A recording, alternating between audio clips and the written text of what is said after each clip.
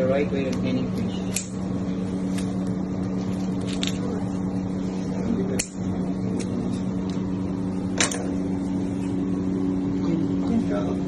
Brown what?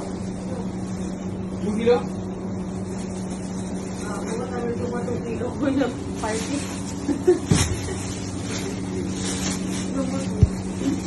Yeah, yeah. You want? Yeah, I give them payment already. Yeah. Thank you. Gagawin. Hi guys! Good evening. Nandito tayo ngayon sa elevator paakyat tayo ng bahay. Kasi galing ako sa lab, bumili ako neto. Ang ating uulamin for today's video. Galunggong. Magpapaksiw tayo ng galunggong.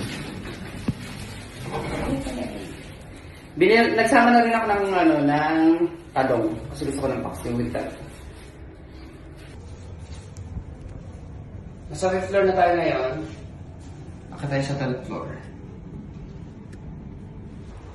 At yun na nga guys, mag-start na tayo ng ating pagluluto. Unahin muna natin ilagay ang ating mga sangkap like kamatis, luya, sibuyas, bawang. Siyempre ilagay na rin natin ang ating talong. Sa ilalim muna siya ilalagay para hindi masunog yung ating isdang lulutuin. Ipinaibabaw na natin yung mga isda. Galunggong po yan, lalaki. Isinalansan natin siya ng mabuti para maganda pa rin yung presentation ng ating lulutuin.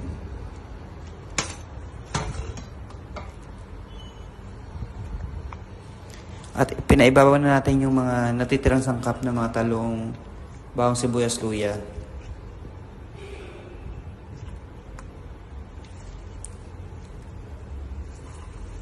At halos makompleto na natin ating sangkap. Lagay naman natin ng mga pampalasa. Inuna ko na yung suka dyan. Tapos yung pamintang durog. Seasoning. Asin. Itong ating Peppercorn, syempre hindi mawala yan.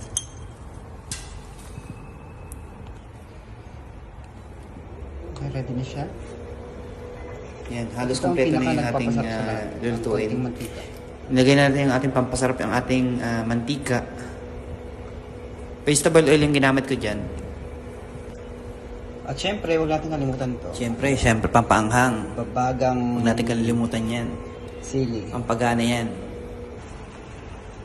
At yun na nga, after how many minutes, mabilis lang naman siya lutuin kasi isda lang naman yan. Parang steam lang naman yan siya.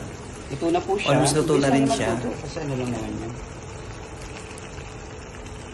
Isda lang Masarap naman. yan pag may Thank you for mainit watching na kanin. guys. Kain na po Thank you for tayo. watching guys.